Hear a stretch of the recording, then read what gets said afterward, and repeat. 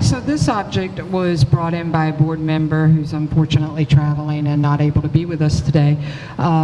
So I went ahead and did some research on this object, and it is a model, a diorama type model for a Chinese wedding procession. And the Chinese are very, very entrenched into cultural traditions.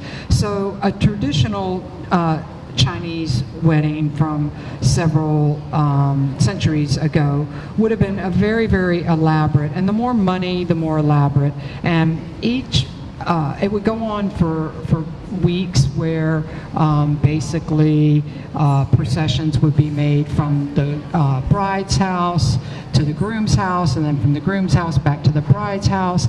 And there's a lot of symbology in Chinese culture in general. For instance, you know, a pomegranate or some type of fruit of that nature would symbolize fertility, and so those type of objects would be given as gifts as part, and money and envelopes, and carrying the bride from the groom's house, very symbolic about leaving her family and becoming a part of her family, and parading through town to get to the ceremony. So really all of this type of what this represents, and this set actually has a couple hundred pieces, and the client knows when she bought it that it was a gift given to the family members who was involved in the U.S. Embassy there as a wedding gift, and that's traditionally when they're still given today as kind of a representation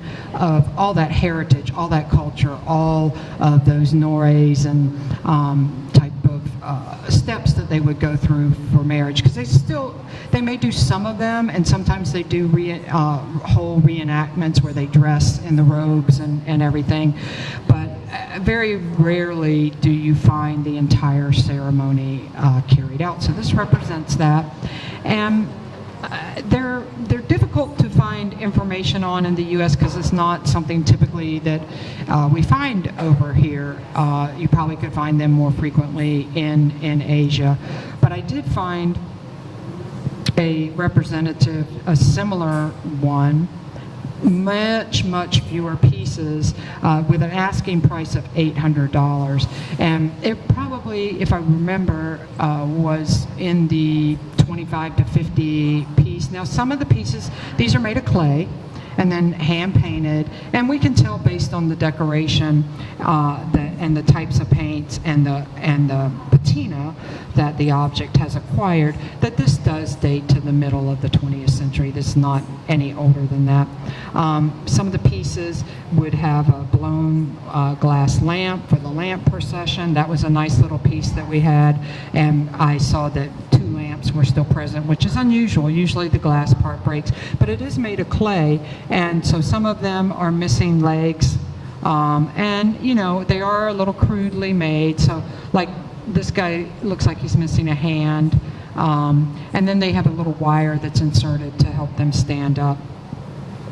This is a rather large one, like I said, so somebody that understands the whole ceremony could understand all these symbols, and it would have meaning to them. But to us, it's an interesting piece of representing culture and a gift and ceremony. You know, the market is hard to peg on this because they're not interested in their own culture, so why would we stand to really be interested in it and have it in our home? It just is a lot of pieces that could collect dust, so you have to have a special cabinet, that type of thing.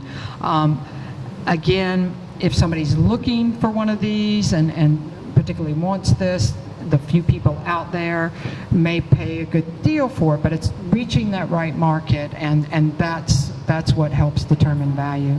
However, based on what I saw out in the market, if I had to insure this and write an appraisal for insurance purposes, for the number of pieces, I'd have to go through each piece and kind of ascertain condition. But we're going to assume average condition, and we know that this does have breaks. This particular clay structure is modeled in a different way. These were kind of more hand modeled, rolled out and formed, and the little heads put on.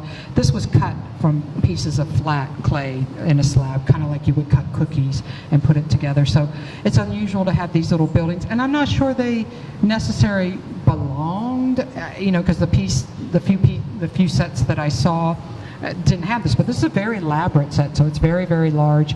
Again, if I were writing an appraisal for insurance purposes, I would probably place a value for replacement costs. It'd be difficult to find a set this large with the same number of pieces, in the $3,000 to $4,000 range for replacement value.